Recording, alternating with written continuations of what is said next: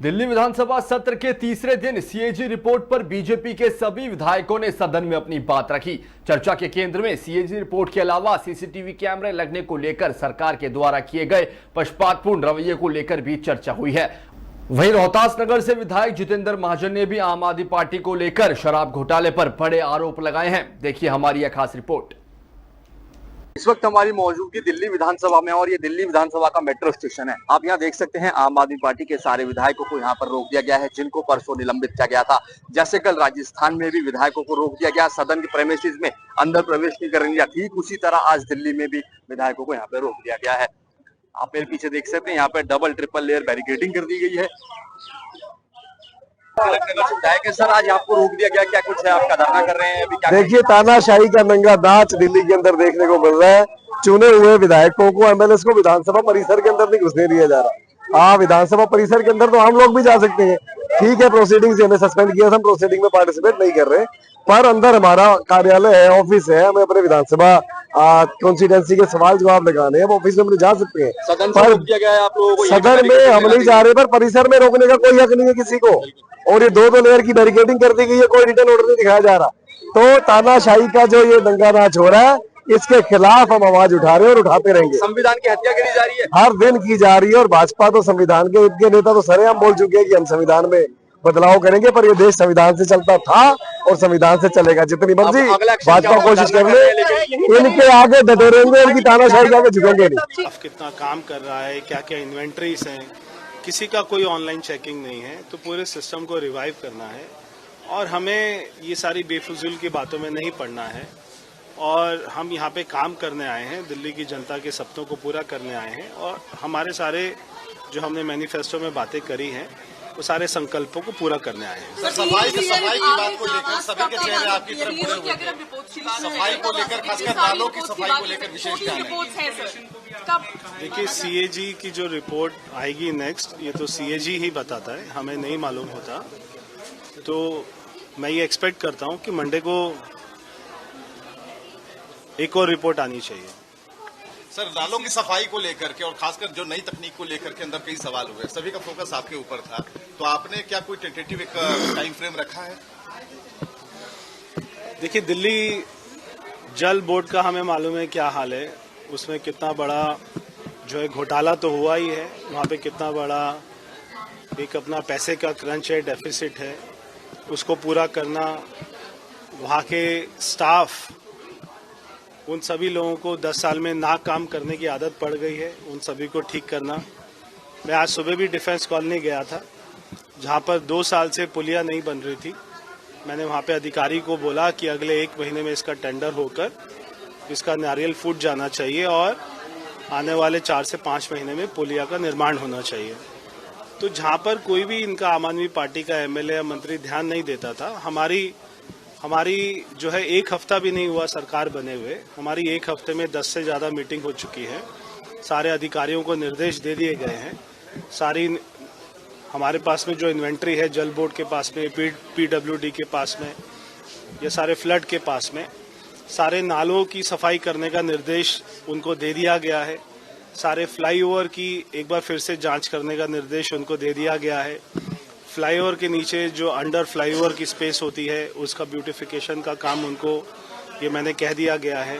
सारे फुटपाथ, सारे service lane और उनकी सारे अपना फुटपाथ की स्केपिंग मैंने उनको, तो सारे उनको सख्त निर्देश हमने ऑलरेडी दे दिए गए हैं। अभी आपको समय पर थोड़ा समय लगेगा, ग्राउंड पे आपको हालात को चेंज आपको दिखाई देगी। किसी भी राज्य में ऐसा उदाहरण ढूंढने से बिरले मिलेगा कि 22 एमएलए में से 21 एमएलए को सीएजी रिपोर्ट सदन में रखने से पहले उपराज्यपाल के अभिभाषण के दौरान निलंबित कर दिया जाता है। ऐसा उदाहरण है क्या अनिल जी? ये देखिए, हाउस से किसी को निलंबित किया जा सकता है, लेकिन विधानसभा में एंट्री करने से रोक दिया जाए, ये तो सरेआम अधिकारियों का हनन है, तानाशाही है।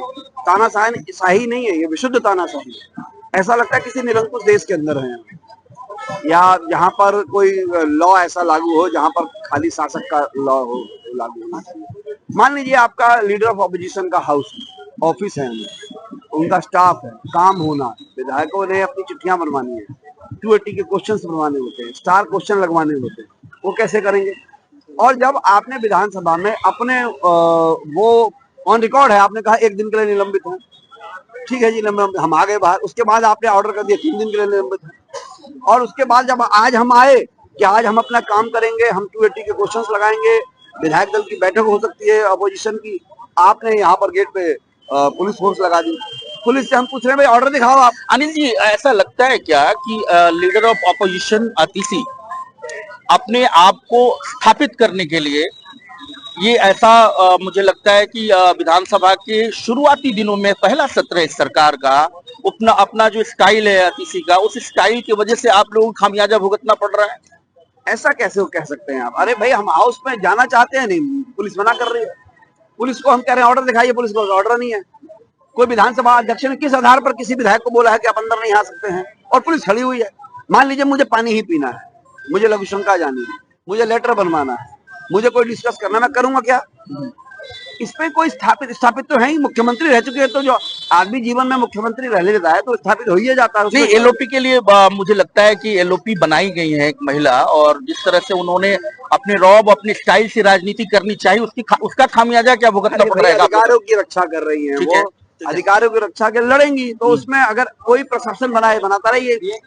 अनिल जी, आप लोग का अगला कदम क्या होगा? क्योंकि आप पहले भी सदन के सदस्य रहे हैं, विधायक रहे हैं, क्या इसमें ऑप्शन, विकल्प क्या बचते हैं आप लोगों के पास? नहीं, हमारा ये कहना है, बाबा साहब भीमराव अम्बेडकर जी के साथ जिस प्रकार से अपमानजनक स्थिति बनी है, उनके फोटोग्राफ्स को लेकर के, जब जिन लोगों ने संविधान को बनाया, उनकी सबसे बड़ा भूमिका संविधान को बनाने में है, उनके साथ आप ऐसा करेंगे कि सत्ता बदल जाए तो आप जो है उनके फोटोग्राफ्स को हटा देंगे, ये गलत। तो जगह परिवर्तन के बाद वो फोटो फिर लगा दी गई है, अब तो मामला खत्म हो गया। ऐसा कुछ नहीं है, इनकी मंशा तो समझ में आ गई ना, ठीक है, और उसी का सवाल उठाया हमने बाबा साहब भीमराव अम्बेडकर के नारे लगाए, उन्होंने मोदी के नारे लगाए। मोदी के नारे लगाने वाले हाउस के अंदर रहे, बाबा साहब भीमराव अम्बेडकर के नारे लगाने वाले और विधानसभा से भी बाहर कर दिए गए, तो ये तो दूर तक बात जाएगी। और आप देख रहे हैं कि कई मतलब लेयर की सुरक्षा यहाँ पे बढ़ाई गई है, पुलिस की डिप्लॉयमेंट हेवी है। मुझे लगता है आम आदमी पार्टी के सभी विधायक विधानसभा की गेट से बाहर की जो एंट्री होती है, वो जो पुलिस कमिश्नर की भी दफ्तर है, वहां भी आवाजाही अब बंद हो गया सामान्य लोगों के लिए। विधानसभा में तो किसी को नहीं जाने दिया जा रहा है, विधायक को खासतौर पर नहीं जाना दिया जा रहा है, कुछ पत्रकार जा रहे हैं, लेकिन मुझे लगता है कि यहाँ डीसीपी ऑफिस भी है, लॉ एंड ऑर्डर भी, भाजपा के पार्षदों को भी रोक दिए गए हैं। अब देखना दिलचस्प होगा कि क्या रणनीति रहती है आम आदमी पार्टी का और इसका सॉल्यूशन क्या निकलता है, क्योंकि विधानसभा अध्यक्ष सदन की कार्यवाही में चल रहा है, सभी विधायक भाजपा के हैं, सरकार है, मुख्यमंत्री हैं, देखना दिलचस्प होगा क्या रणनीति होगी। दिल्ली विधानसभा का सत्र चल रहा है और आम आदमी पार्टी के 21 एमएलए को सदन से निष्कासित कर दिया गया था 3 दिनों के लिए। वो गेट पे अभी धरना प्रदर्शन जारी है। इसी क्रम में मुझे पुराने दिनों के कॉलेज के साथी निराला जी, डॉक्टर निराला जी मिल गए। ये असिस्टेंट प्रोफेसर है, किस कॉलेज में पढ़ा रहे हैं आप? भारती कॉलेज। तो क्या मतलब आप कैसा लगा माहौल विधानसभा में? नई सरकार को चुन के आई है और भारी बहुमत मिला है इस सरकार को, और आम आदमी पार्टी की सभी एमएलए जो हैं 21, उसको निष्कासित कर दिया गया था सत्र के दूसरे दिन। क्या लगता है कि ये लोग को सरकार के पहले दिन सरकार के अभिभाषण में विरोध नहीं करना चाहिए, कोऑपरेट करना चाहिए एलजी के अभिभाषण को? बिल्कुल, ये तो दोनों पक्ष और विपक्ष का संयुक्त अधिवेशन की तरह होता है और उनको एलजी के भाषण का सम्मान करना चाहिए, मिलना चाहिए। लेकिन ये तो शुरू से ही ये उत्पात मचाने वाले लोग हैं। आम आदमी पार्टी मतलब उत्पाती पार्टी, आपदा पार्टी है ये, और इनका काम ही है उत्पात मचाना, दरी बिछाना। अब देखिए इनका दरी निकल गया है, बाहर बिछाएंगे। और ये जय भीम के जो नारे मार रहे हैं वो तो बाबा साहेब के हत्यारे हैं जो अब मार रहे हैं जय भीम के नारे। आंदोलन करना और सरकार चलाना दोनों अलग अलग बातें हैं, लेकिन राजनीति बदलने की बात करके सत्ता में आए थे, सत्ता इनको मिली भी और 11 सालों तक सत्ता में रही आम आदमी पार्टी। इस कार्यकाल को आप कैसे देखते हैं? ये दिल्ली के लिए बहुत ही संक्रमण का दौर था और बड़ा उम्मीद और आशा के साथ इनको सरकार में लाया गया था केजरीवाल जी को। 11 साल में उन्होंने एक कॉलेज नहीं खोला, एक नया विश्वविद्यालय नहीं बनाया, जबकि उन्होंने वादा किया था केजरीवाल जी ने कि हम 20 कॉलेज खोलेंगे दिल्ली के लोगों के लिए कुछ नहीं खोला, एक भी अस्पताल नहीं खोला। जहां तहां वो कुत्ता मार मोहल्ला क्लिनिक खोल दिया और उससे कुछ फर्क पड़ना नहीं है। आपका मानना है कि ये राजनीति बदलने के नाम पे सत्ता में आए थे, ट्रेडिशनल पार्टी के भी ये कान काटते हुए दिख रहे हैं? जिस तरह से इनमें अभी कई एमएलए के बेटे यहाँ सांसद बन गए। प्रहलाद साहनी आम आदमी पार्टी से विधायक थे, उनके बेटे इस बार चुनाव लड़े हैं, चुनाव जीत भी गए हैं। परिवारवाद आ ही गया, ट्रेडिशनल पार्टियों की तरह छोटी छोटी बातों पे धरना प्रदर्शन कर ही रहे हैं। अभी एक तस्वीर इधर से इस वॉल पे शिफ्ट कर दी गई शहीद आजम भगत सिंह और अम्बेडकर की, तो उस पे ये बवाल काट रहे हैं। इनको ना तो भगत सिंह से लेना है ना बाबा साहब से लेना है, इनको अपना ये इनके अंदर ही शुरू से ही वो चालाकी था, धूर्तता थी इनके अंदर। और इस जो आंदोलन हुआ, जो सकारात्मक आंदोलन, हम और आप सब लोग उसमें थे, भागीदार थे। लेकिन इन लोगों ने सत्ता आते ही जो सींचने वाले लोग थे आम आदमी पार्टी को, प्रशांत भूषण हो, योगेंद्र यादव हो, प्रोफेसर आनंद कुमार हो, इन सबको इन लोगों ने बेइज्जत करके बाहर कर दिया। और ये आपाधापी में सारा एकदम केंद्रीकृत जो कहते हैं हिटलर इस पार्टी की भविष्य के बारे में आप क्या कह सकते हैं? पंजाब में सत्ता में है, राष्ट्रीय पार्टी का दर्जा है, क्या लगता है कि पार्टी असम गण परिषद की तरफ मुझे लगता है कि कुछ दिनों में मुझे लगता है कि समाप्त हो जाएगी? क्या लगता है? देखिए, जिस तरह से ये आया धूमकेतु की तरह, उसी तरह से इसका अंत भी हो जाना है, क्योंकि ये किसी सिद्धांत पे काम नहीं करती। अब आप सोचिए कि इस मुल्क में 90% आबादी जो बहुजनों की है, अकलियत के लोगों की है, एससी एसटी ओबीसी के लोग हैं। आप देखिए कि आम आदमी पार्टी में, मैं हमेशा कहता हूं कि ये नव अभिजात के सामंतों की पार्टी है, ये सामंतों की पार्टी है। आप बताइए कि टॉप 10 लीडर में आम आदमी पार्टी में एक दलित का नाम बता दीजिए, एक पिछड़ा का नाम बता दीजिए, एक अति पिछड़ा अकलियत मुसलमान का नाम बता दीजिए। आपको मतलब इस मुल्क में 95% हमारी आबादी है, उसमें आपको केजरीवाल जी को कोई दलित पिछड़ा अकलियत के लोग नहीं दिखाई दे रहे हैं। इसने इतनी दुस्साहस की, इतना ही एंटी रिजर्वेशन पार्टी है, इतना आरक्षण विरोधी पार्टी है आम आदमी पार्टी, जिसने राज्यसभा में, ये पहली ऐसी पार्टी है जिसने किसी भी दलित पिछड़ा अकलियत के लोगों को नहीं भेजा। Thank you. ये इनका साफ मानना है कि ये पार्टी मुझे लगता है कि असम गण परिषद की तरह एक समाप्त पार्टी बन के रह जाएगी। हालांकि राजनीतिक और सियासत बदलने के नाम पर ये पार्टी सत्ता में आई थी, ट्रेडिशनल पार्टियों की तरह हो गई है, छोटी छोटी बातों पे धरना प्रदर्शन ये भी करने लगी हैं। लेकिन ये निराला जी का मानना है, ये प्रोफेसर हैं, इनका कहना है कि आपके खिलाफ कभी न कभी बाप पार्टी हम लॉन्च करेंगे इनके खिलाफ में, जो बहुजन आम आदमी पार्टी की सरकार होगी, जहां सभी समाज के हिस्से की राजनीति जो ये लोग करने के लिए ठेकेदारी ले लिए हैं, सभी समाज अपने अपने हिस्से की राजनीति करेंगे। नई सरकार का विधानसभा सत्र चल रहा है और विधानसभा सत्र का आज तीसरा दिन था और तीसरे दिन मुझे लगा कैग की रिपोर्ट पे चर्चा होगी, विपक्ष और सत्ता पक्ष, लेकिन ऐसा नहीं हो रहा है, एक तरफा चर्चा हो रहा है। और एकमात्र विधायक जो है अमानतुल्लाह खां, वो विपक्ष की तरफ से मौजूद रहे सदन में और आबकारी नीति पे जो घोटाले की बात की जा रही है, जो लेकर पॉलिसी को लेकर घोटाले की बात की जा रही है, उस पर चर्चा चल रहा था। सभी विधायक अपनी बात रख रहे थे। रोहतास नगर से विधायक जितेंद्र महाजन ने कई चीजें बताई शराब लिकर पॉलिसी को लेकर, किस तरह से लिकर पॉलिसी को लेकर वो आंदोलन किए थे और शराब की दुकानें पहले 2 थी और चुनाव के क्रम में 2 दुकानें और खुल गई। तो एक बहुत बड़ा रैकेट है लेकर को लेकर, इसको लेकर चर्चा चल रहा था। देखना दिलचस्प होगा कि विपक्ष की नामौजूदगी में ये चर्चा जो हो रहा है वो कितना कारगर साबित होता है। पब्लिक एशिया के लिए सुनील जायसवाल, दिल्ली। माननीय अध्यक्ष जी, ये वो नई शराब नीति थी जिसने दिल्ली के अंदर लोगों का जीना दुर्भर कर दिया। पूरी दिल्ली के अंदर जगह जगह शराब के ठेके खुले, एक बोतल के साथ एक बोतल फ्री दी गई।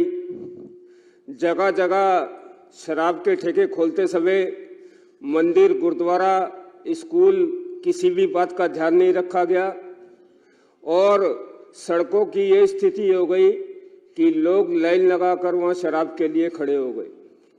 और इस शराब नीति के अंदर जो भ्रष्टाचार हुआ, मुझसे पहले भी वक्ताओं ने बताया कि किस प्रकार 2000 करोड़ से अधिक के राजस्व का नुकसान हुआ, घटिया क्वालिटी की शराब परोसी गई और शराब माफियाओं का कमीशन 5% से बढ़ाकर 12% कर दिया गया।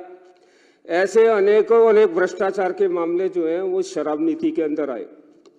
रोहतास नगर विधानसभा एक ऐसी विधानसभा जहां सबसे पहले शराब का आंदोलन शुरू हुआ। इन सरकार और शराब माफियाओं के कहने पर हम लोगों के ऊपर मुकदमे लगाए गए। मैं खुद भुक्तभोगी हूं, मेरे ऊपर 4 मुकदमे लगाए गए इस शराब आंदोलन के दौरान। लोअर कोर्ट के अंदर 3 महीने की सजा मुझे झूठी गवाही दिलवाकर हुई। अपर कोर्ट में जाकर हम उस मुकदमों से बरी हुए। आज भी रोहतास नगर विधानसभा के अंदर बहुत सारी महिलाएं ऐसी हैं, बहुत सारे लोग ऐसे हैं जो शराब आंदोलन के दौरान जिनके ऊपर झूठे मुकदमे लगाए गए, उन मुकदमों का सामना वो लोग कर रहे हैं। मैं इस सदन से डिमांड करता हूं कि इन मुकदमों को भी जल्द से जल्द जो है वो खत्म करवाया जाए। मान्यवर, आप ये देखिए कि इस नई शराब नीति के अंदर बहुत सारी बातें आई हैं, मगर आप ये देखिए कि इस शराब नीति के अंदर एक नियम था कि शराब बेचने की जो न्यूनतम आयु है वो 25 वर्ष है। इसको कम कर शराब बेचने की जो आयु है वो कम करने का प्रस्ताव था। शराब की दुकानें लेट नाइट तक खोलने का प्रस्ताव था। महिलाओं के लिए पिंक ठेके खोलने का प्रस्ताव था। कुल मिलाकर एक ऐसी निकम्मी सरकार जो दिल्ली को पीने का पानी उपलब्ध नहीं करवा पाई, मगर दिल्ली को शराब की नगरी बनाने का काम जो है वो पूरी की पूरी आम आदमी पार्टी की सरकार जो है वो इस शराब नीति के माध्यम से जो है वो कर रही थी। आप ये देखिए कि अगर किसी घर को बर्बाद करना है तो उस घर के अंदर नशा अगर प्रवेश कर जाए तो उस घर की क्या हालत होती है, ये उस घर की माँ और बहन से ये बात पूछा जा सकता है। आप ये देखिए कि इनके द्वारा दुकानों पर, शराब की दुकानों पर जो 4 बातें लिखी गई थी उसके अंदर कहीं पर भी ये नहीं लिखा गया था कि शराब खरीदने की न्यूनतम आयु क्या है। आप ये देखिए कि हालात ये हो गए थे कि हर आदमी, वो किसी भी उम्र का, चाहे वो स्कूल में पढ़ने वाला विद्यार्थी है, कॉलेज में पढ़ने वाला विद्यार्थी है, और शराब को बढ़ाने के लिए, रिवेन्यू कमाने के लिए पूरी की पूरी सरकार जो है वो शराब बेचने के लिए लग गई थी। और दिल्ली की जनता ने इस सरकार को ऐसी सजा दी, इस सरकार की आगे से, पीछे से, ऊपर से, नीचे से ऐसी धुलाई की कि आप ये देखिए कि इस सरकार का मुख्यमंत्री, इस सरकार का शराब मंत्री, वो दोनों के दोनों जो है वो शराब नीति के कारण, इस भ्रष्टाचार के कारण जो है वो चुनाव हारे। मेरा माननीय अध्यक्ष जी निवेदन ये है कि आप ये देखिए आज देश के अंदर 4 राज्यों के अंदर शराबबंदी लागू है। आज गुजरात के अंदर शराबबंदी लागू है, आज बिहार के अंदर शराबबंदी लागू है, आज मिजोरम, नागालैंड के अंदर शराबबंदी लागू है। क्या वो राज्य तरक्की नहीं कर रहे हैं? हमें भी इस शराब के बारे में जो है एक बार विचार करना चाहिए। रोहतास नगर विधानसभा में नई शराब नीति आने से पहले 2 शराब के ठेके थे। जब ये नई शराब की नीति आई तो 8 शराब की दुकानें जो हैं वो रोहतास नगर विधानसभा में खोली गई। ये शराब नीति बंद होने के बाद भी पिछले दिनों के अंदर रोहतास नगर विधानसभा के अंदर 9 शराब की दुकानें खोली गई हैं और 2 शराब की दुकानें इस चुनाव के अंदर खोली गई हैं। माननीय सभापति जी, मैं ये जानना चाहता हूं, पुरानी नीति लागू नहीं है, नई नीति खत्म हो गई है, तो ये नई शराब की जो दुकानें हैं वो किस नीति के तहत खोली जा रही हैं? जब आज से 7-8 साल पहले रोहतास नगर विधानसभा में 2 शराब की दुकानें थी, तो कौन सी नीति है जिसके तहत 9 शराब की दुकानें रोहतास नगर विधानसभा में खुल गई हैं और एक मोहल्ले के अंदर 3-3 शराब की दुकानें जो हैं इन चुनावों के दौरान दिल्ली के अंदर खोली गई हैं। मेरा आपसे अनुरोध है कि इस बात की जांच करवाई जाए। आप ये देखिए कि एक व्यक्ति राशन की दुकान पर जाता है तो ई पोस्ट प्रणाली लागू है, वो कहीं दोबारा राशन तो नहीं ले रहा है, ये मशीन बता देती है। आप ये देखिए, किसी महिला के, किसी बुजुर्ग के खाते में अगर 1-2 लाख रुपए की एंट्री होती है तो उसकी पेंशन बंद हो जाती है। मगर आप एक व्यक्ति दुकान पर जाकर कितनी बार शराब खरीद रहा है, ये जानने का मैकेनिज्म नहीं है।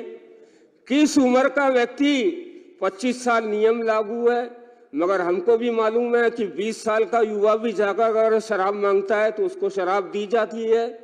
तो मेरा निवेदन यह है कि सिर्फ रिवेन्यू कमाने के लिए शराब की बिक्री नहीं होनी चाहिए। आप ये देखिए कि इस शराब के कारण, जैसे शिखा जी ने बताया कि इस शराब नीति के कारण महिलाओं के प्रति अपराध बढ़े, बच्चों के प्रति अपराध बढ़े। और आप ये देखिए कि आप कोई भी व्यक्ति, और आप ये दिल्ली शहर के अंदर कुकरमुत्ते की तरह नशा मुक्ति केंद्र खुल रहे हैं और वहां पर स्थिति यह है कि युवाओं को कई महीनों के लिए बंद किया जा रहा है शराब की लत छुड़ाने के लिए।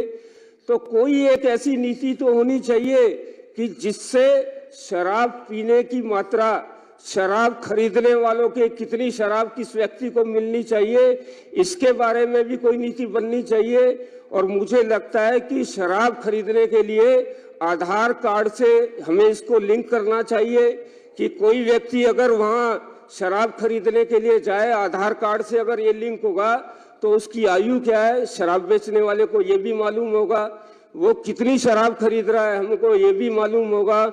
और सबसे बड़ी बात कि किस इलाके में, किस विधानसभा में कितनी शराब की दुकानें खोली जाएं, जो इस नीति में जिसको खत्म कर दिया गया था और ये नीति खत्म होने के बाद भी उसके ऊपर अमल नहीं किया जा रहा है, इसके ऊपर विचार करना चाहिए। और आप ये देखिए कि एक विधानसभा के अंदर 9 शराब की दुकानें, एक मोहल्ले के अंदर 3 शराब की दुकानें, और हालात ये देखिए, नीचे शराब की दुकान है, ऊपर परिवार रह रहा है। आप ये देखिए कि इसके ऊपर मुझे लगता है कि रोक लगानी चाहिए और इस शराब नीति को इम्प्लीमेंट करने के लिए, इस शराब नीति में जो भ्रष्टाचार हुआ है, जनता ने तो आम आदमी पार्टी को सजा दी है। मेरा सदन से निवेदन है कि जो अधिकारी भी इसके अंदर शामिल थे उनके खिलाफ भी कार्रवाई होनी चाहिए। मैं सदन से ये मांग करता हूं। धन्यवाद।